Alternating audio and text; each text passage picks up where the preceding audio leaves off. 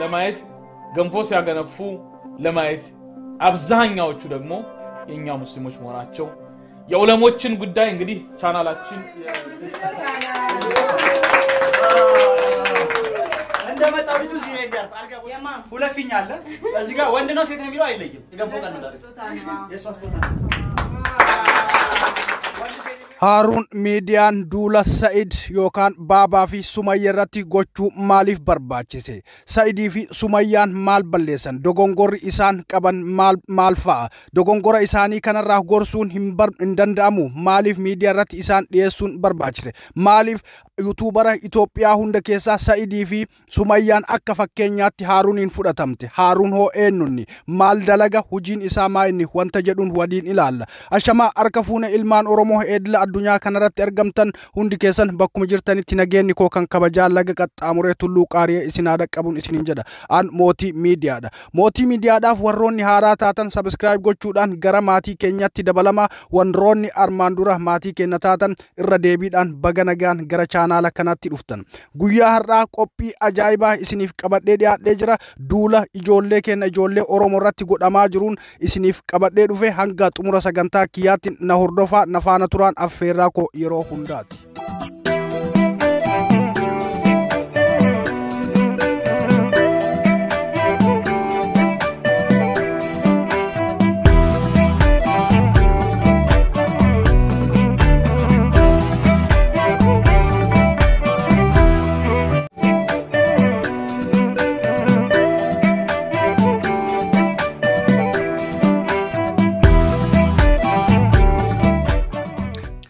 Akkuma mata dure irratti kaasuudhaaf yaaletti Harun Midiyaan waa'ee dhimma amantii Islaamaa waa'ee Islaamummaa irratti hojjeta. Miidiyaa isaa irratti sheekotaa fi ulamaa'ota garagaraa miidiyaa irratti dhiyeessuudhaan gara ummata muslimaa akka gayu godha. Kana keessatti biizinasa mataa ofii akka hojjetaa jirus wallaalina. Biizinasa mataa ofii hojjechuun rakkoo hin qabu. Waa'ee ummata Islaamaa duwwaa osoo hin taane waa'ee saba isaa irratti gadi fageenyaan ni hojjeta. Saba isaatiif yeroo hunda sagalee ni ta'a. Saba isaatiif sagalee ta'uun rakkoo tokkollee hin qabu akka islaamaatti akka nama muslimaaf hojjetuutti yoo ilaalle sabawwan Itoophiyaa keessa jiran kan amantii muslimaa amantii islaamaa qaban hundaaf birmachuun dirqama isaa ta'u ture garuu inni kana hin godhu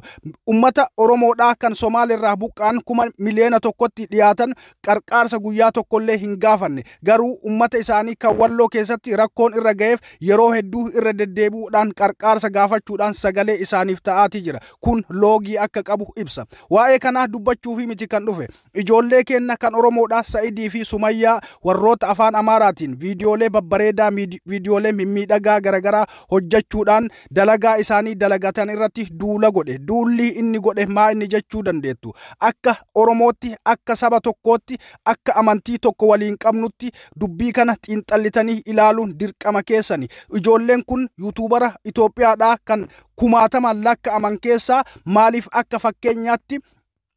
Harun Midiyaadhaan fudhatamanii chaanaala isaa irratti dhiyeessuudhaaf isaan qeequun barbaachise isaan guyyaa tokkollee aadaa isaanii safuu isaanii osoo hin balleessin amantii nama kamittuu osoo hin bu'in amantii isaanii kabajanii seeraan uffannaa isaanii tolfatanii viidiyoolee garagaraa hojjetaa jiru wanti isaan balleessan dogongorri isaan dogongoran tokkolleen hin jiru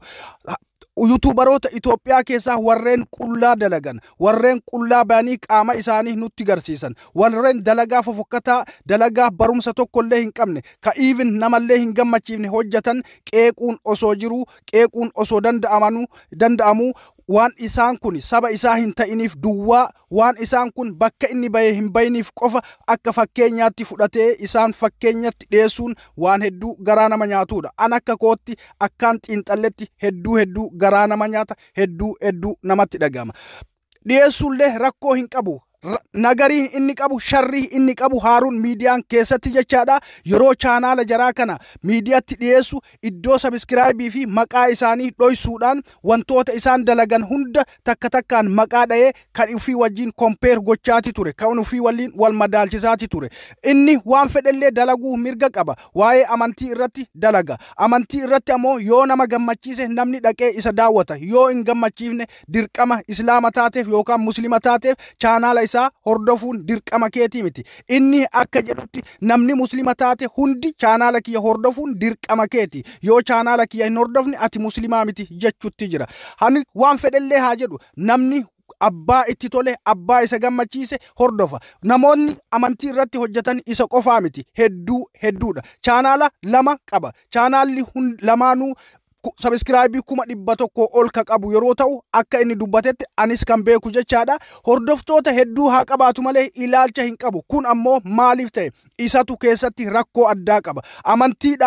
amantiidhaan tokko taanullee yoo sabummaa keessatti qeeqa qabaate sabummaa irratti jibba yoo qabaate namni hundi muslimni hundi isa jala deemee isa hordofu maaliif yoo jenne namni hokkamuu sheeka mataa isaa kan afaan isaatiin hojjetu sheeka mataa isaa kan afaan isaa galuuf hojjetu qaba waan ta'eef dirqama inni amantii islaamaa irratti hojjeta jettee afaan siin galleen isa jala deemuun dirqama miti kana bira taree kabajaa hordoftoota isaatii dhabuudhaan chaanaala kiyya jalaa bayaa jedhee nama hunda chaanaala isaa jalaa akka bayan dirqama irratti fudhataatu ture kana ka yeroo godhu dirqamaan viidiyoo kiyya laalaa jechuu isaati kana haa jedhu waan fedhellee haa hojjetu inni nagaddisiise maaliif ijoollee keenya ijoollee Oromoodhaa ijoollee afaan Amaaraatiin hojjetan kana fakkeenya isaan fudhachuu danda'eedha fakkeenyattis haa fudhatu maaliif maqaa isaanii dhabuun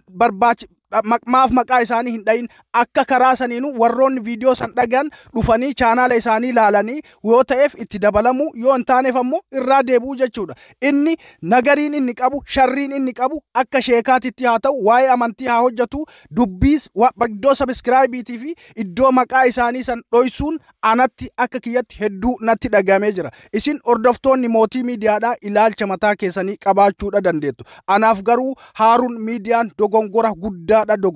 dogongorri inni dogongore ijoolleen kun Oromoo waan ta'aniif qofa fakkeenya isaan fudhate guyyaa marqaa jedhanii marqa kabaju nuti yeroo chaanaala kennarratti waa'ee amantii gad hin dhiifne hin laalan subscribe jaraa hunda jala deemee laakkayuun maaf barbaachise view jaraa tokkoon jala deemee laaluun maaf barbaachise innumti isaa chaanaala isaa irratti yeroo dhiyeessu subscribe jaraaf hin goone subscribe jalaa hin qabu jechaadha kun ragaa qabatamaan wanta isin argaa jirtanidha Haarun miidiyaan mee maal jedhee duula isaan irratti godhe viidiyoo gabaabduu takkas isiniif seensiseen deebi'a hanga xumura sagantaa kiyyaatti ammas nafaana tura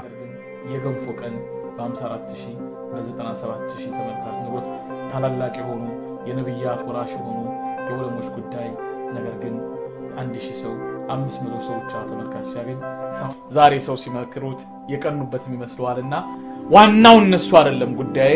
ጉዳዬ እናንተ የሃሩን ሚዲያ ሰብስክራይበሮች ጋር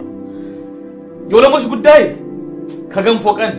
ያነሰ ነው ላምነት ያህል ይሄንን ቻናል እንመልከት የቻናሉን ስም ምስላቸውን ለመሸፈን ሞክሬያለሁ በዚሁ አጋጣሚ ትልቅ አውፍታ ጠይቃቸዋለሁ ይሄንን በመጠቀሚ የዚህ ቻናል ባለቤቶችን እንደ ማህበረሰባችን ያለበትን ሁኔታ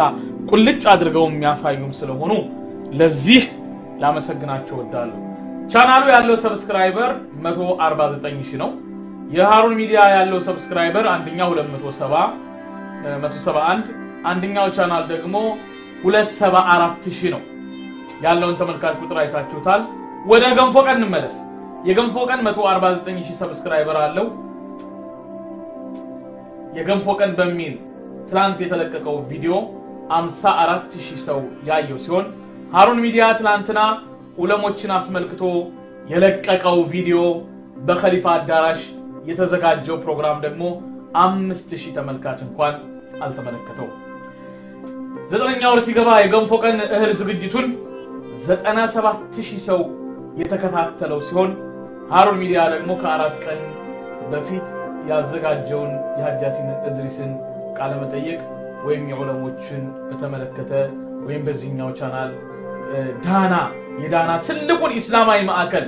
በተመለከተ ያዘጋጀው ፕሮግራም 4000 ሰው እንኳን አልተከታተለው tole akkuma viidiyoo kanarraa argitanitti wanti inni haasa'u hunda keessaniif isinii gala jedheetiin yaada. Wanni inni haasa'aa jiru ijoolleen kuniin wanti isaan dalagan sirrii mitiidha. Haa ta'u malee asuma deebi'ee dhiifama gaafata. Wanni iddoo sabiskiraayibii keessan suuraa keessan dhoyseef akka namni isin hin beekneef jedha. Walumaa galatti namni jara hin beekne hin jiru. Said foolowara hedduu qaba, hordoftoota hedduu qaba. Waa'ee kanaa yeroo inni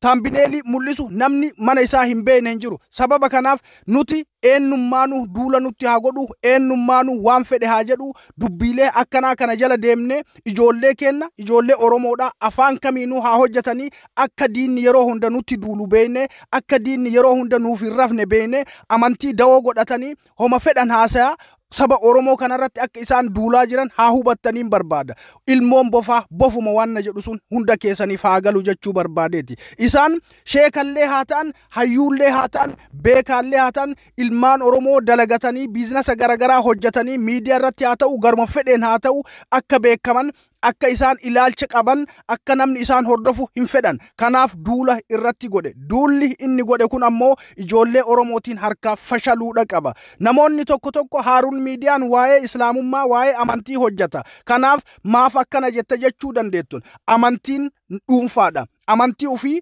akka fedhetti haa kabajatu. Nutis amantii keenya akka feenetti kabajanna. Haaruun miidiyaan waa'ee amantii islaamaa dabarseef islaamummaan hin guddatu, islaamummaan bakka duraan jiru irra hin dabru. Haaruun miidiyaan waa'ee amantii islaamaa chaanaala isaa irratti hojjechuu dhaabeef amantiin islaamaa hin du'u. Amantii islaamaa kan fide Rabbi, kan bakka kanaan geesse Rabbi, fuuldurattis kan eegu Rabbi. Namni kamuu amantii islaamaa nuuf eeguu hin danda'u. Hundi keenya amantii keenya eeggachaa, amantii keenya kabajataa, hayyoota teenya, ijoollee teenya ciccimoo kan nuti qabnu guddisuun dirqama keenya. Ijoollee kanniin cinaa dhaabbannee garaan isaa akka gubatutti warroota jalee isa jala deemanii akka fakkeenyaatti jara fudhatu godhanis akka garaan jala gubatu ijoollee kana Sa'idii fi Sumayyaa akka mana miliyeenaatiin namni isaan laalu godhaan isiniin jedha. Garammaan hundi keessan warroonni sagalee kana dhageettan Sa'idii fi Sumayyaa ijoollee Yaman keessa jiran viidiyoolee ajaa'ibaa, viidiyoolee hedduu namatti tolan, nama gammachiisan, kan barnoota qaban hojjeta. Kana qofaa miti. Sa'idiin yeroo garagaraatitti viidiyoolee garagaraa hojjechuudhaan uummata Oromoo ijoollee keenya kan rakkatan, kan iddoo garagaraatitti rakkoon irra ga'e qarqaara jechaadha. Kanaaf Sa'id cinaa dhaabbachuudhaan akka yeroo diinni nutti duulu nuti ammoo isaan caallee argamnu, isaan bira dabarree argamnu gochuun dirqama keenya, dirqama Oromummaati. An waan inni natti dhagahame isiniif dhiyeesse. Isin yaada qabdan dhiyeessuu dandeettu. Ijoollee kana dhayxanii jajjabeessuun dirqama keessanii, dirqama keessan baa, dirqama Oromummaadha. Bakkuma geenne hundatti akka diinni nuuf hin rafne, akka diinni nutti duulu, homa dalayneen hundarratti akka garaan isaanii nutti gubatu kanarraa hubachuu dandeettan. Sheeni jaraas, beekaan jaraas, wallaalaan jaraas Oromoof hin rafu jechuudha. Kanumaan jechuu barbaada. An mootii miidiyaadha kan isin faana ture. Warroonni chaanaala kanaaf haaraa taatan subscribe gochuudhaan maatii keenyatti dabalama. Warroonni armaan dura maatii keenya turtan irra deebiidhaan ammas baga nagaan dhuftani. Viidiyoo biraatiin yeroo biraa walitti deebina. Horaa bulaa deebana. Bye bye.